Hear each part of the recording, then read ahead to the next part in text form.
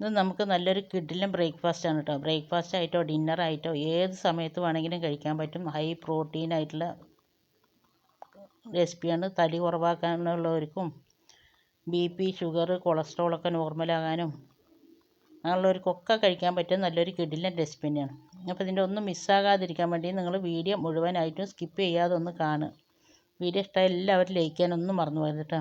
അപ്പോൾ ഞാനത് കടലകളൊക്കെ ഇട്ട് വെള്ളത്തിലിട്ട് കുതിർത്തിയതിന് ശേഷം വെള്ളമൊക്കെ തോർന്നതിന് ശേഷം ഫ്രിഡ്ജിൽ വെച്ചാണ് കേട്ടോ.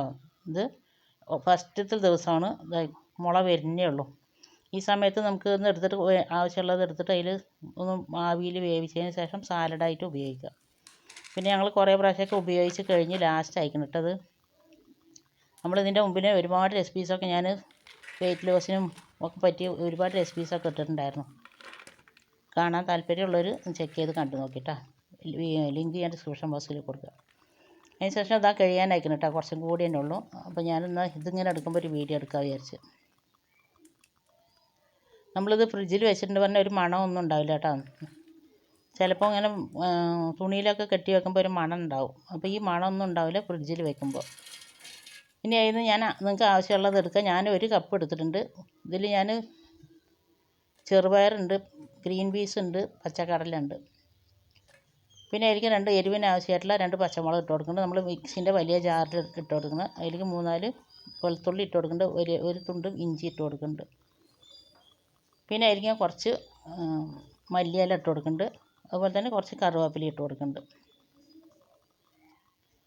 ഇനി ഇതെല്ലാം പാടെ കൂടിയിട്ട് നമുക്ക് കുറച്ച് വെള്ളം ഒഴിച്ചിട്ട് കേട്ടോ, കുറച്ച് വെള്ളം ഒഴിച്ചിട്ട് നന്നായിട്ടൊന്ന് ചായച്ചെടുക്കുക. ഒരുപാട് അരിഞ്ഞിട്ടും ഇല്ലെങ്കിലും കുഴപ്പമില്ല. നമ്മൾ ഇതിലേക്ക് കുറച്ചും കൂടി സാധനങ്ങളൊക്കെ ചേർത്തിട്ട് അരക്കാണ്ട്. അപ്പോൾ അത് നന്നായിട്ട് ചായഞ്ഞ് കിട്ടിയിട്ടുണ്ട്. ഇനി ഞാൻ ഇതിലേക്ക് ഇടുന്നത് ഒരു മീഡിയം സൈസ് ക്യാരറ്റാണ്.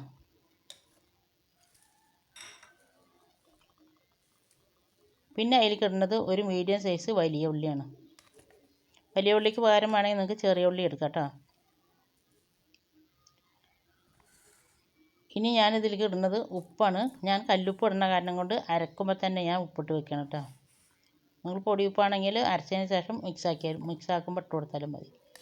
ഇനി ഇതെല്ലാം പാടെ കൂടിയിട്ട് നന്നായിട്ടൊന്ന് അരച്ചെടുക്കുക. ഉള്ളിയിലും ഒക്കെ ഉള്ള വെള്ളം കൊണ്ട് തന്നെ അരച്ചെടുക്കുക. ഇനി അഥവാ അരയണില്ല എന്ന് തോന്നുകയാണെങ്കിൽ മാത്രം കുറച്ച് വെള്ളം ഒഴിക്കുക കേട്ടോ. 1 ടേബിൾ സ്പൂൺ വെള്ളം ഒഴിച്ചിട്ട് നോക്കിയിട്ട് അരച്ചെടുക്കുക. നമ്മുടെ മാവ് ഒരുപാട് വെള്ളം പോലെ ലൂസായി പോകരുത്. അപ്പോൾ ഞാനിത് അരച്ച് കൊടുത്തിട്ടുണ്ട്. ഇനി ഇത് നമുക്കൊന്ന് നന്നായിട്ടൊന്ന് മിക്സാക്കി എടുക്കുക. ഇതേപോലെ ഉണ്ടാക്കി കഴിക്കുമ്പോൾ അത്ര വല്ലാത്തൊരു ടേസ്റ്റ് ഉണ്ടാവില്ല. നമ്മൾ ടേസ്റ്റ് കൂടാൻ വേണ്ടിയിട്ടും ബൈൻഡിങ്ങിനൊക്കെ വേണ്ടിയിട്ട് ഇത് 2-3 സാധനങ്ങളൊക്കെ പാടെ ചേർത്തുന്നുണ്ട്. ഇനി ഞാൻ എടുത്തിരിക്കുന്നത് നമ്മൾ ഏത് കപ്പിനാണോ പയറെടുത്തത് അതേ കപ്പിന് തന്നെ 1 കപ്പ് ഓട്സ് എടുത്തിരിക്കുന്നത് കേട്ടോ. ഇത് റോൾഡ് ഓട്സാണ്. ഏത് ഓട്സ് വേണമെങ്കിലും എടുക്കാം. ഇനി അത് നന്നായിട്ടൊന്ന് പൊടിച്ചെടുക്കുന്നുണ്ട്.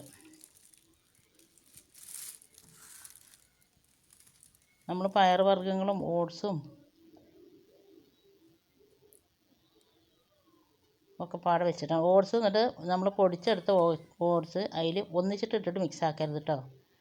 1-2 പ്രാവശ്യമായിട്ട് മിക്സാക്കി എടുക്കുക. അല്ലെങ്കിൽ അവിടെ ഇവിടെ കട്ട പോലെ പിടിക്കുകയുള്ളൂ. ഈ വീഡിയോ നിങ്ങൾക്ക് കണ്ടുകൊണ്ടിരിക്കുമ്പോൾ ഇഷ്ടമാകുക എന്നുണ്ടെങ്കിൽ വീഡിയോയ്ക്ക് എല്ലാവരും ലൈക്ക് ചെയ്യാനും സബ്സ്ക്രൈബ് ചെയ്യാതെ കാണുന്ന കൂട്ടുകാരുണ്ടെങ്കിൽ ഒന്ന് സബ്സ്ക്രൈബ് ചെയ്ത് സപ്പോർട്ട് ചെയ്യാനും കൂടി ഒന്നും മറന്നു പോകരുത്.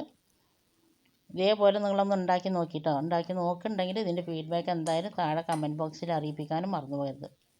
നിങ്ങൾ ഉണ്ടാക്കി നോക്കിയതിന് ശേഷമുള്ള ഫീഡ്ബാക്ക് കാണുമ്പോഴാണ് ഇനി ഒരാൾക്ക് ഇത് ഉണ്ടാക്കി നോക്കാമെന്നുള്ളൊരു തോന്നലും കൂടി ഉണ്ടാവുകയുള്ളൂ. അപ്പോൾ ഇതാ ഞാൻ ഓട്സ് ഇട്ടതിന് ശേഷം നന്നായിട്ട് ഇളക്കി കൊടുത്തിട്ടുണ്ട്.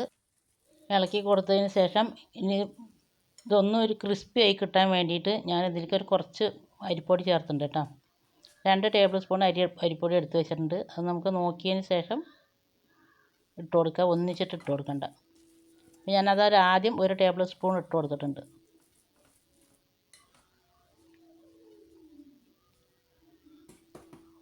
അപ്പോൾ പോരാൻ തോന്നിയപ്പോൾ ഞാൻ 1 ടേബിൾ സ്പൂൺ കൂടി ഇട്ടിട്ടുണ്ട് കേട്ടോ. 2 ടേബിൾ സ്പൂൺ അരിപ്പൊടിയാണ് ഞാൻ എടുത്തിരിക്കുന്നത്. പിന്നെ ഞാൻ കടലകൾ എടുത്തിരിക്കുന്നത് ചെറുപയർ 1 കപ്പ്, ഗ്രീൻ പീസ് 1 കപ്പ്, അതുപോലെ തന്നെ പച്ചക്കടല 1 കപ്പ്, 3 ഒരേ അളവിൽ എടുത്തിട്ടാണ് നന്നായിട്ട് കഴുകി രാത്രി വെള്ളം ഒഴിച്ച് വെച്ച് പിറ്റേ ദിവസം ഞാനത് മുളയ്ക്കാൻ വേണ്ടി വെച്ചത്.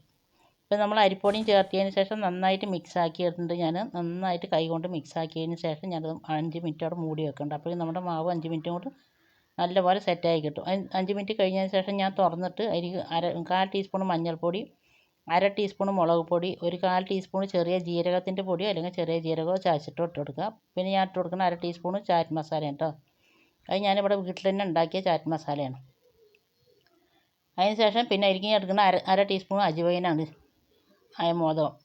അയമോദകം നമ്മുടെ വയറിൻ്റെ എല്ലാ പ്രശ്നത്തിനും നല്ലതാണ്. ഇത് കടലയൊക്കെ ഉള്ള കാരണം കൊണ്ട് നെഞ്ഞെരിച്ചിലോ പുളിച്ചത് കാട്ടലോ എന്തെങ്കിലുമൊക്കെ ഉണ്ടെങ്കിൽ അതൊക്കെ മാറാൻ വേണ്ടിയിട്ടാണ് നമ്മൾ ചെറിയ ജീരകം ഇട്ട് കൊടുക്കുന്നതും അയമോദകം ഇട്ട് കൊടുക്കുന്നത്. ഇതെല്ലാം പാടെ ഇട്ട് നന്നായിട്ട് മിക്സാക്കി ഞാനവിടെ മാറ്റി വെച്ചിട്ടുണ്ട്. ഇനി നമുക്കിത് ഒരുപാട് റെസ്റ്റ് ചെയ്യാൻ വെക്കേണ്ട ആവശ്യമൊന്നുമില്ല, പെട്ടെന്ന് തന്നെ ഉണ്ടാക്കുക. ഒരു 5 മിനിറ്റ് മാത്രം മാവൊക്കെ പാടെ സെറ്റാകാൻ വേണ്ടി മാറ്റി വെച്ചാൽ കേട്ടോ. ഇനി ഇത് ഒരുപാട് കട്ടിയിൽ ഉണ്ടാക്കണ്ട, നിങ്ങൾക്ക് ഇഷ്ടമുള്ള ഷേപ്പിൽ ഇത് ഉണ്ടാക്കാം.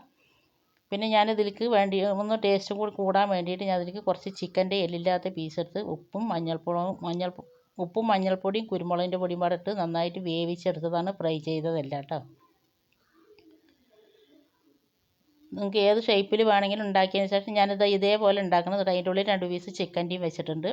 കിട്ടില്ല ടേസ്റ്റാണ് കേട്ടോ. ഇത് ഈവനിങ് സ്നാക്സ് ആയിട്ടോ ലഞ്ചിനോ ഏതിന് വേണമെങ്കിലും കഴിക്കാം. നിങ്ങൾ ഒരു പ്രാവശ്യം ഇതുപോലെ ഒന്ന് ഉണ്ടാക്കി നോക്കിയതിന് ശേഷം ഫീഡ്ബാക്ക് അറിയിപ്പിക്കാനൊന്നും മറന്നു പോകരുത്.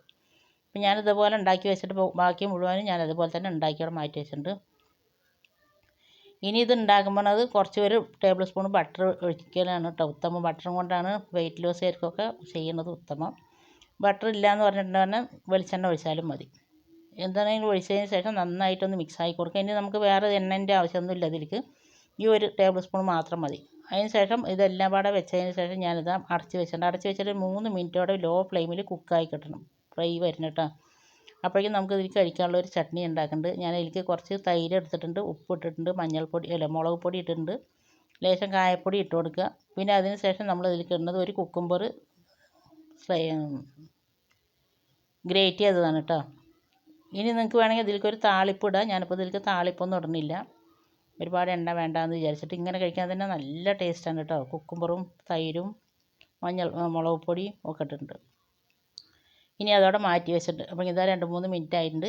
ഞാനിത് തുറന്നതിന് ശേഷം ഇനി നമുക്കിത് തിരിച്ചും മറിച്ചും ഇതിൻ്റെ 4 ഭാഗം ഒന്ന് വേവിച്ചെടുക്കണം. ഒരു പ്രാവശ്യം ഞാൻ തിരിച്ചിടേണ്ടത് കാണിച്ചു തരാം. അതേപോലെ എല്ലാ ഭാഗവും എല്ലാം തിരിച്ചിട്ടുണ്ട്. ഇനി ഒരു 3 മിനിറ്റ് അത് അടച്ച് വെച്ചിട്ട് തന്നെ കുക്ക് ചെയ്യുക. അത് കഴിഞ്ഞിട്ട് പിന്നെ തുറന്നിട്ട് അതിൻ്റെ ഒരു വേകാത്ത ഭാഗം കുക്ക് ചെയ്തെടുക്കുക. അങ്ങനെ എല്ലാ ഭാഗവും ഇതേപോലെ ഫ്രൈ ആക്കി എടുക്കുക. നല്ല മണമാണ്, നല്ല ടേസ്റ്റാണ്. അപ്പോൾ ഞാൻ എല്ലാം ഇതേപോലെ ഫ്രൈ ആക്കി എടുത്തിട്ടുണ്ട്. കാണുമ്പോൾ തന്നെ അറിയില്ലേ, കിട്ടില്ല തന്നെയാണ്. ഇത് 2-3 ആൾക്ക് വയറ് നിറച്ച് കഴിക്കാം. 2 കഴിക്കുമ്പോൾ തന്നെ വയറ് ഫില്ലാകും കേട്ടോ. പിന്നെ കുട്ടികൾക്കൊക്കെ നിങ്ങൾ ഉണ്ടാക്കി കൊടുക്കുകയാണെങ്കിൽ എരിവൊക്കെ ഒന്ന് അഡ്ജസ്റ്റ് ചെയ്തിട്ട് കൊടുക്കുക. അപ്പോൾ അത് ഞാൻ മുറിച്ച് കാണിച്ചിട്ടുണ്ട്. അതിൻ്റെ ഉള്ളിൽ ആ ചിക്കനും കൂടി ഉള്ള കാരണം കൂടി നല്ല ടേസ്റ്റാണ്. നിങ്ങൾക്ക് ചിക്കൻ തന്നെ വെക്കണമെന്നില്ല കേട്ടോ, നിങ്ങൾക്ക് ഇഷ്ടമുള്ള ഫില്ലിങ് വെച്ചിട്ട് ഉണ്ടാക്കുക. അപ്പോൾ ഇനി അടുത്ത നല്ലൊരു കിടിലൻ വീഡിയോ ആയിട്ട് വരുന്നവരെ എല്ലാവരിനെ കൊണ്ടും അസ്സലാമു അലൈക്കും. Okay, thank you, bye. Subscribe ചെയ്യാനും ഷെയർ ചെയ്യാനും ലൈക്ക് ചെയ്യാനും ഒന്നും മറന്നു പോയത് കേട്ടോ.